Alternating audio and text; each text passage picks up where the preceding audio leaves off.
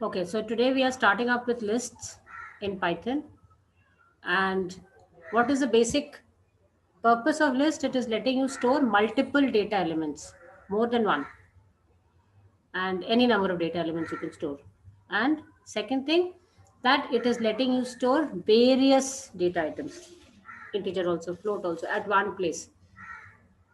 Okay, you can store it how? You can store it with the help of square brackets. So if I say, supposingly, I'm trying to store a detail of a student. So I'm saying stud1 is equal to, and in square brackets, I try to store his roll number, which is 12. Then I store his name. Then I store his fees. Okay, so supposedly that's a float value.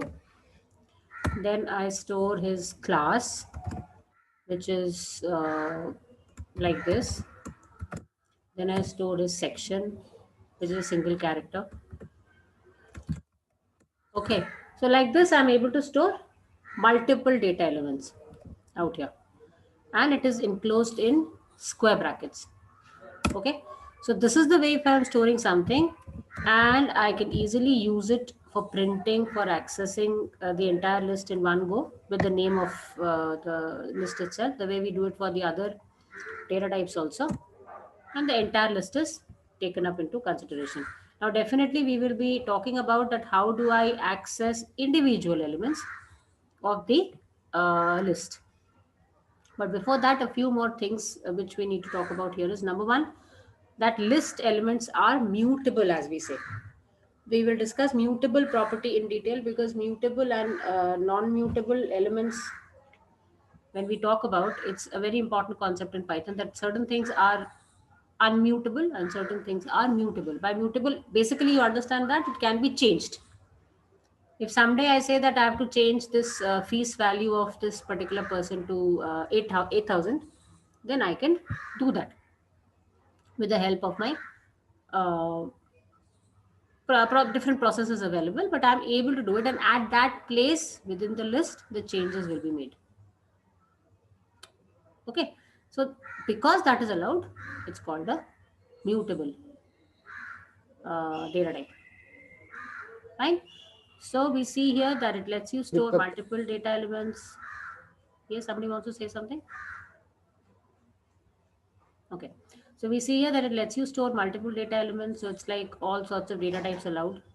It is to be enclosed in square brackets. You can see that we have enclosed the data in square brackets. Then every element is separated by a comma. Every element is separated by a comma. Then it can contain multiple data types, which we have seen. Even I can contain a sub list, that is another list within a list. Even that is allowed. Okay, we'll take up those kind of examples later. Then the last point here is lists are mutable, which I said that anytime you want to change the contents of the list, that is possible at that place in the memory. Okay, so a few examples I've given you here, which you can see here, that like a basic list of numbers, basic list of floating numbers, a list of characters, and here I'm storing the characters, individual characters, one by one by one. Okay, then you have a list of multiple elements like name, the, what do you call it, stream of the child, the percentage of the child, the sex of the child, the class of the child, the section of the child. So like this, a full record, a full data can be stored as one list. Okay, corresponding to one particular person. Then in this you can see here now that I'm storing sublists, a list or multiple lists within a list. So you can see here that I'm storing smaller lists in this list 5, and every element of the list is like a combination of name and class. So these are sublist. Okay, what's the purpose? How do we access? We'll learn about that later, definitely. Okay, so this is the kind of an example where we talk about a sublist. That is a list within a list. It's not essential that that list should contain only sublist. Here I have given only sublist, but that's not essential. So let us see that if I'm saying S1 is equal to, I have the name of the person, Then I have the class of the person, then I have the section of the person, and then maybe the address I store in the form of a sublist. If I'm saying 23, comma, uh, what Vasant Kunj. Okay, the rules will follow that if it's a number, then no quotes. If it is a character value, then there'll be quotes. That rule will definitely follow. Okay, so this and then followed by New Delhi. So this sublist I've created within my list in order to store the entire address. Then comma followed by maybe something else. Okay, female male. So I'm saying okay, that's a female, and then I close. So you can see here that a list can contain a sublist, that is another list within this, and those number of lists also can be many. Okay, then we can have uh, individual elements also which can be stored in the list along with the sublist. So everything it can store very easily. Okay, then by the name of the list I can display the contents of the list, which is possible only on the uh, shell mode, that we all understand. But when we are doing it through a program, it is always supposed to be using the print. Output is same. So with shell I can use print also and without print also. But when I'm doing it in a program, I need to use it with print necessarily. There I just cannot write S1 and expect an output. No, that will not work. Okay. So for those who have joined just now, I'll just quickly repeat that we are talking about a data type of Python, a very, very important data type of Python, which helps us uh, in many ways when we are doing, big short programs. So it helps us in many ways. What is it? It is actually the list. And how does it help us? It helps us to store multiple types of data elements that you can see here. We've taken here. It is storing a name also. It is storing a numeric value also. It is storing a list of its kind within the list also. So everything it is letting you store, but what we have to assume that it has to be stored in square brackets. So system knows if it is the square bracketed data, then it is a list. Okay, so if I am not wrong and I try to, no, I am wrong in this manner. I actually forgot how to use this d type. Anybody remembers? Yeah. Okay, so it's like the method only. No, I don't remember the process. Anybody remembers? How do we used to see the type? It's no, it's not d type, it's type. D type I was teaching. Yeah, I actually got confused with the pandas. Okay, so here we have the type. If I want to see like any data I'm storing, for that I want to check the type of that. So this is how we use it. Type function we use for that, and we give the element name within the quotes, and so it tells me this is a list. Like supposedly if I'm saying a is equal to 10 and I say what's the type of that, we had done it in the first term, if you people remember, right? It's int. So if I say like okay, I'm trying to store some float value. So anytime I want to check that what kind of data is actually stored in that particular container, so you can use the type function for that. Okay, so here it tells me that this is a kind of data which is a list, right? So that is what we were checking out, and some various examples which we have seen here. Single characters we can store, proper multiple data types we can store, individual data types also we can store, not a problem, but every data element has to be separated by a comma.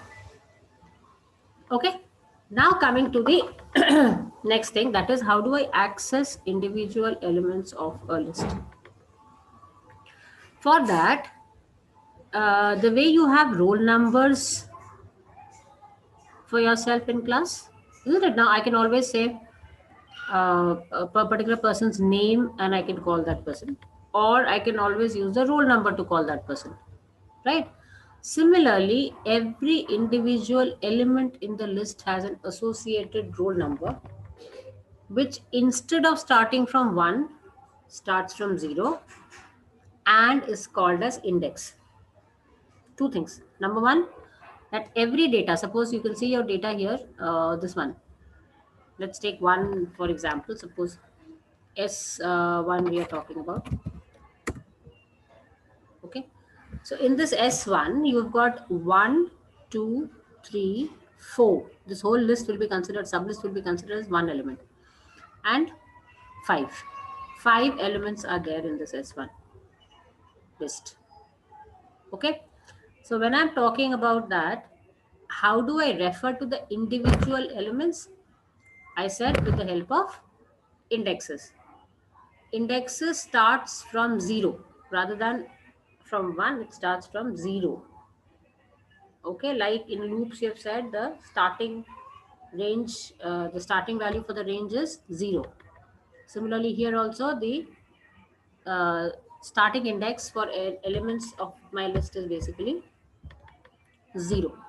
Now for that range function, we can change that. By default is 0, but we can change that also. Here the index will remain 0 only. You cannot change it. Index is a default setup. You really can't change the index here. Okay. So if I go from left to right, be very careful. If I go from left to the right side, your indexes are 0, 1, 2. This whole thing is 3 and this is 4.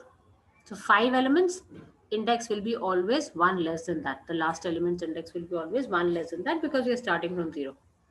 But there's one more, Sublist will be considered as separate one. one entire content. Yeah. There are methods to access the elements of these also, of the sublist too. Ma'am, That is a different method. Yeah. I want to ask, ma'am, these kind of lists are mainly used like in creating like the tables in chemistry and other forms in numbers. Any kind of tabular data you want to actually preserve. No? Okay, ma'am. That's where we use. You want to store scores. You're playing a game, so you want to store scores of the of your all your participants. So you can use this kind of a thing.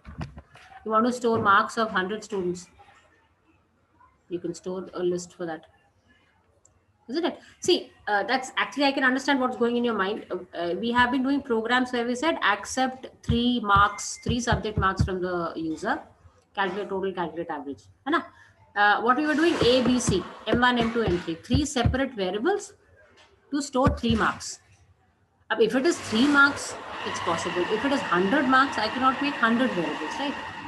That is not possible. So there what comes handy? Something which I can refer to by one name and indexes. So I know that the mark of the 44th child is name of the list S1, index as 43. Isn't it? So that is how I store and that is how I access. We will do these processes actually. But here the advantage we are getting is that we are able to refer to multiple data being stored with one name itself. Rather than making 100 separate variables, which is absolutely illogical, I make one variable and then access the data with indexes. Indexes are in a sequence, so there is no problem to access it. Fine. So that is the thing. Now here there's one index which follows from the left side to the right side. Okay. And there's one index which follows from right side to the left side. You can see on the PPT here that which is left side to right side, it is 0, 1, 2, 3, 4. But there's one more interesting thing that supposedly we want to have the access of elements from the back side. Then you have a separate range of indexes also, which you can access, and that is negative indexes. So the last element will have the indexes -1 always. So -1, -2, -3, -4, like that. Okay. So positive indexes from the left hand side and it starts from 0. Negative indexes from right hand side, that is the last element of the list, and it starts from -1. Okay. Next thing is, now let us use these indexes and access our data. So here we come to this point, accessing elements of a list. And now what I do, S1, that is my list, and I say square brackets, the index number. Okay, that's the format. So I supposedly say 2. So I'm talking about accessing the third element of the list from the user's point of view who doesn't understand something called as index. He doesn't know. For him, my third element, I want to access, I want to see the what did I store in the third element? The section of the child, right? So section of the child is stored in the third element as a third element. In order to access the third element, what index I'll be using? I'll be using 2. So S1 ka 2, that is D. S1 ka third element, third index value is the entire data. Okay, S1 minus 1 is the last data. S1 minus 3. So minus 1, F, minus 2, this whole list, and minus 3 is D. Now what happens if I give a index value which doesn't exist? Suppose 90. For this list, 90 does not exist. So there's an error which comes which says index is out of range. So he knows and he keeps a track of what are your valid indexes for this corresponding list. You just can't give him any random value. It has to be as per the, Ma'am, yeah, ma'am, what if we say S14? S1, 4. So 0, 1, 2, 3, 4. F. Okay. Okay. Okay, ma'am. So same output you're getting with S1 minus 1 or S1 4.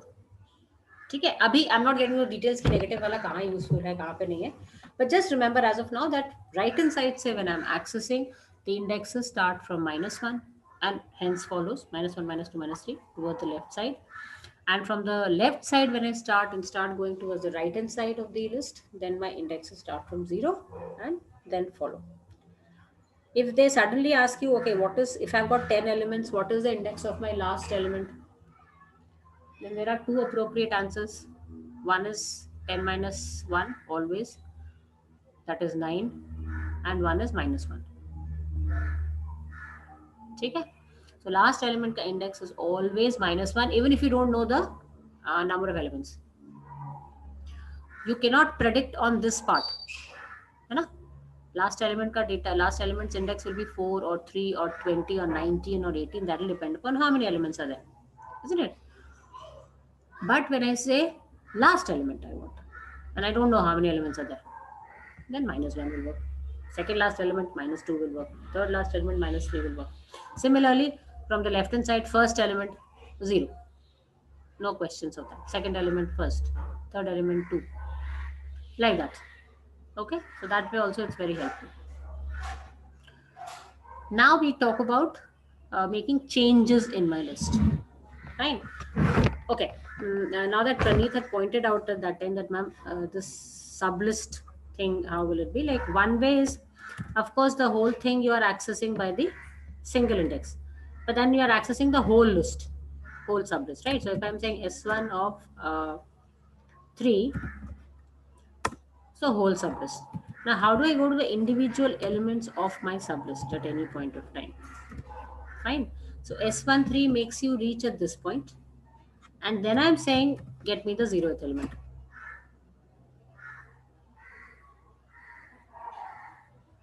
Sounds confusing? No, no? So within the sublist again, it is 0th element, first element, second element.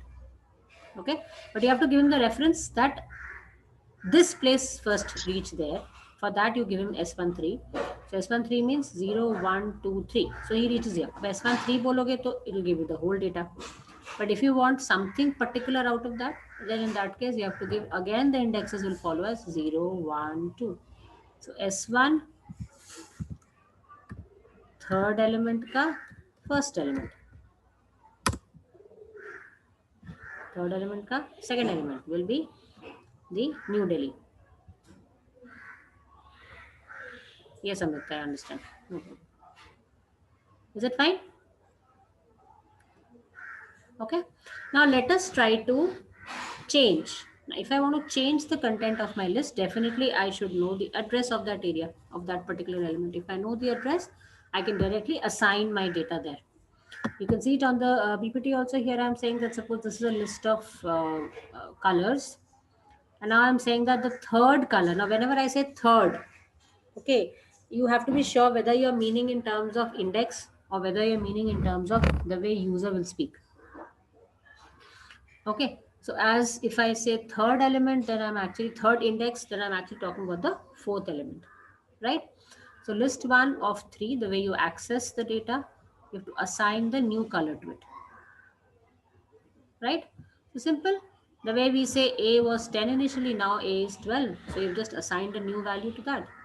Though the meaning internally in memory is actually little different, but still here as of now, whatever we understand is that if I want to say S1 of 0 is, let me put, instead of name, let me put Samyukta. Okay. So please replace Samyukta at S1 of 0. Let's print S1 and see. Okay. No hassles, clean sheet work. Directly the data will be replaced. It will not even ask for any warning. It is not a temporary, what do you say, updation. It's a permanent updation. So once you have updated, your previous data is lost. You cannot retrieve it. Please remember that. Okay, you can no way retrieve the previous data or element, whatever was there at the 0th element. That's gone, permanently gone. Okay, but because we are able to change the contents of the data of the list like this, hence they are called as mutable. Lists are mutable. Okay. Okay, so how do we create a list that we have seen? If we quickly revise, I want to create a list of positive numbers from 2 to 10. Sorry, even numbers from 2 to 10. So I'm saying let the list be even list. So even is equal to square brackets 2 comma 4 comma 6 comma 8 comma 10. So I create my list like this. Now we'll definitely learn that if I want the elements to be given by the user and then I'm able to put my elements in the list, then how do we do that? That we'll do. But currently we are talking about static, direct data I am giving to the system. I'm not asking from the user yet. We'll do programs. With the help of that, we'll do it. Okay. Now I create another list odd, and there I store all the odd numbers 1, 3, 5, 7, 9. Okay. Now there's certain operations which you can do with simple operators. Okay. One is plus operator. Now the way you add numbers with the help of the plus operator, here you can concatenate the contents, that is join. By concatenation, we always mean in computer terminology joining. So I can join two contents of two lists with the help of plus operator. So if I simply say even plus odd, I'm not storing it anywhere. It is just for the current execution. So all the elements of the first list put together, then all the elements of the second list put after that. But where is this data stored? Nowhere. So if I say D is equal to even plus odd. Now technically what I'm saying that you are adding two lists, elements of two lists. You should not use the term adding, then it will confuse you. It will keep on doing the mathematical addition. It's not doing mathematical addition. It is simply concatenating. Okay. Now instead of just concatenating and seeing the result, I am trying to store it in a variable and then use that variable. This is useful because you are storing the data and then this D will have this whole content and you can use that D later for any purpose. Okay. But can I use the same process in order to do something else? Like I want to say, okay, join one more element with this even list. Okay. And I give it to him. No, that is not allowed. So when you talk about list operations, he is very particular that your both the operands which are using with the operator plus, the left hand side operand and the right hand side operand both have to be lists. Okay. So can I do something like this then? Please add the contents of the even list with the help of my own list, with another list which I'm giving you currently. I mean, rather, I should say directly. And there I am kind of saying, okay, this name, comma, this, comma, something, or a float value, 7.56. Okay. Is this allowed? Yes. It's dynamic enough to do anything of this sort that. And we can also write even, then that bracket, and then 34. Absolutely correct. We can write that also. That is, you're putting 34 as a part of the list, a temporary list kind of a thing. Yep. This will definitely work. Actually, we do this method when we take up elements one by one from the user and keep on creating our, adding, appending data to my list. We'll actually follow this method. Instead of 34, I'll have the variable name. है ना? But then this data has not gone into even. If I want to like update my even or some other variable, then I have to assign it. Otherwise, it's not automatically stored anywhere. It is just RAM में है. The moment you switch off, it's gone. The moment you change over, it's gone. So you're not storing. If you want to store it, you have to store it. Like if I say D even plus and the element, then the content of thing is added. Okay. See, 34 was not stored. Na? That is why 34 is missing. But now onwards, if you try to add on in D and keep on storing also, right? D के अंदर add करो and store it back into D. That is simple assignment is not adding the data back into that particular list itself. Right? Until and unless you assign, the data is not stored back into any container, whether the same list or some other list, whatever. You have to store it back. Same list also you have to do, or other list also you have to do. Okay. So this is about one operation, which is concatenation. Now next is repetition. This is also very interesting. Like we always understand multiplication symbol for multiplying. I mean, we've been studying for the past so many years. But here it helps us to replicate the contents of the list. Repeat, replicate. Right. So this is my D. And if I simply say D into 2, in one go, what comes to my mind is all the elements of D should be multiplied by 2. Right. But that will not happen. The whole list will be repeated twice. Again, is it stored in D? No. How will it be stored in D? When you assign that thing into D, then my actual D will change. That's the same old concept which is coming up. But what are you putting into it? You are actually talking about replicating the data. Right? Now, when you talk about replication, can I give another list to replicate? I mean, another list as one of the operands. So let us try that also. I'm saying D multiplied with even. Will it allow this? It does not allow this. So that is why when I talk about concatenation, both the operands have to be a list. When we talk about repetition or the use of multiplication operator, then one has to be an integer value and the other has to be a list. I'm being very specific about it again and again because you will get error question based on this. What is wrong in the given code? Those kind of questions, wherein you have to see whether it is doing the operation correctly or not, whether it is doing a valid operation or not. Okay, so one rule we have to remember when we talk about concatenation is that you have to give him two lists, then only he can concatenate. Second, when you talk about multiplication operator working with list, then it is one list with a integer value. Okay, we'll check it out for one list with a float value. Excuse me, ma'am. Yeah. Ma'am, can I leave? What happened? Ma'am, I have class at 1 p.m. Which class do you have? Do you have it every day? No, ma'am, I have tuition. Okay, go. Okay.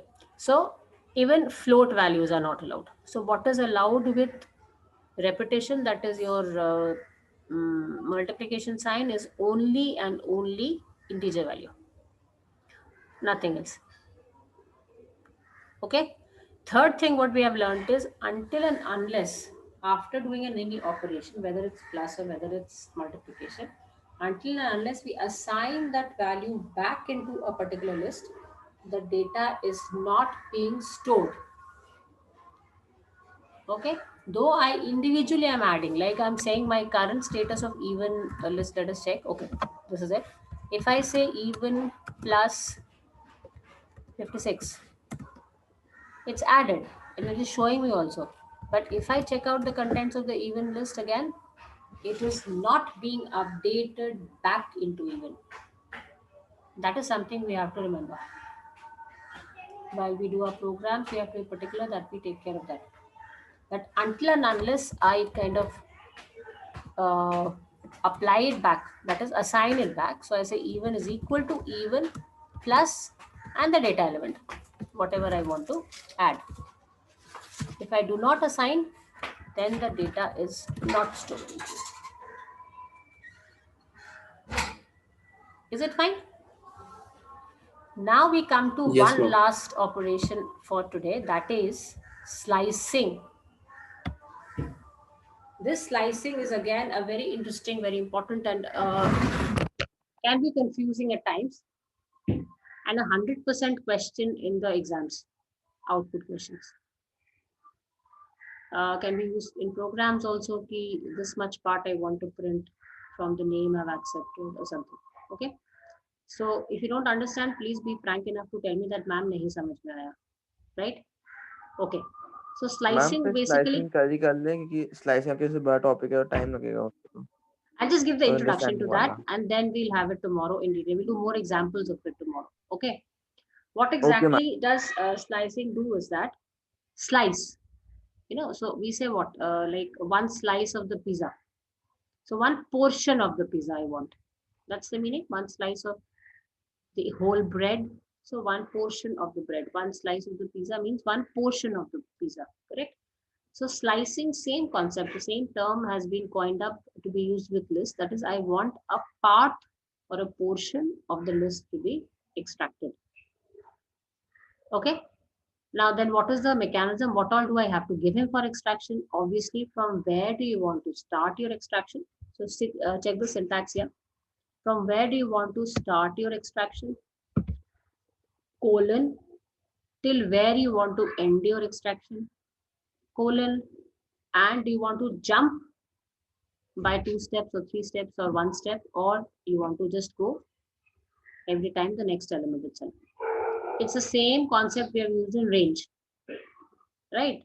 Start the range value from where, go till where, and increment by what? Increment or decrement by what?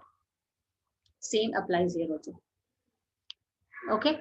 If start index is not mentioned, zero is taken into consideration. That starting say we have to extract. But colon is important. Here the colons are important. Okay. Step size again, if you don't give the last element, okay, it'll increment by 1. By default is always step size incrementation is 1 only wherever you go. Okay. And it is always talking about index. So start index, that means you have to consider in terms of 0, 1, 2, 3, or -1, -2, -3, that way. Not a normal counting of elements of the list.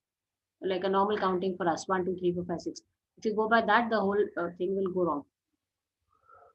Okay, so just see an example here on the slide itself. It's given. I have a list 1 which stores 1, 3, 5, 7, 9, 10, 11, 12, 13.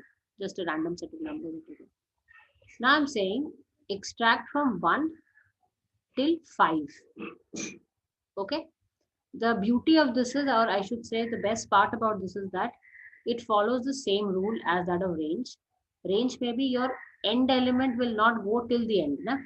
Whatever you mention as the end, it does not go till there. It is always 1 less than the end value. Similarly, here also it is 1 less than the end index. Okay. So if I'm specifying here 1:5, that means start from index 1 but extract up to fourth index, right? So if I go, it is 0th index, first index means 3, second index is 5, third index is 7, fourth index is 9. So this portion is extracted. Okay.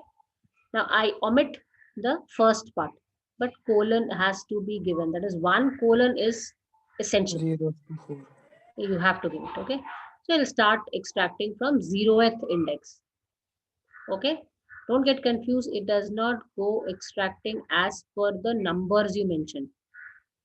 It is not going to extract number 1 से लेके number 5 तक elements. No. It is going to extract number 1 index value से लेके number 4 index value तक, whatever data is there. Now similarly, if you don't mention the first starting index, then it is 0. So start extracting from the 0th index, then go till third index. So 0, 1, 2, 3. So 1, 3, 5, 7. That is what is extracted here. Okay, now that was just about numbers. Let's say some examples of, that's the last part we do. So some examples with character based list. So I'm saying here list is equal to double your square brackets, and I store my what, character by character the country name. I and D. Yes. So okay. So that's the first answer which is coming in. Till I type in, you can just judge out what will be your first answer. Pranita said 1. Let's check. Okay, my first is 0 to 3. Means 0, 1, 2. And 0, 1, 2 is INT. Absolutely correct. So Pranita's understood slicing. Thank you, Pranita. What about others? Next one. Now I've given the starting index and not given the end. Right? If that be so, then it continues jab tak data available. That means the rest of the entire list. It does not give you an error in this case. Okay. I A will be print no man. In that case, you start from the third element. So 0, 1, 2, 3. So I A. I and A. Yeah.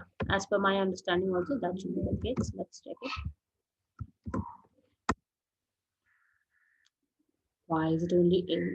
Oh, I have not written Ma'am, India you as didn't, I. you didn't give I. Sorry. Okay. Oh, did not let me do that.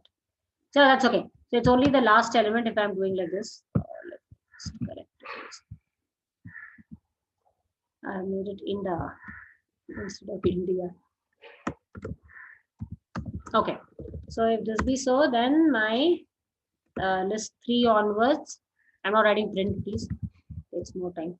So I'm saying list 3 onwards, please. Third index onwards start, and then go till the end. So INA.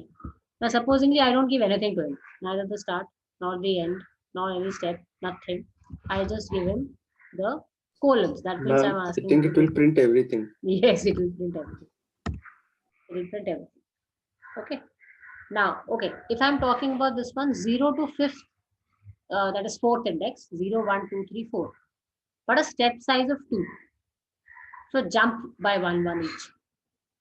है ना? So 0th element is I, then एक छोड़ के अगला will be D, then एक छोड़ के अगला will be A, like that. Jumping of 2 means like that. Leave 1, 1 gap. But I will do till 5. So 0, 1, 2, 3, 4. For me here in this case, it is the whole thing itself. So if I say list, list square brackets 0 colon 5 colon 2. 0th element, then it leaves 1, second element, then it leaves 1, and third element. Okay?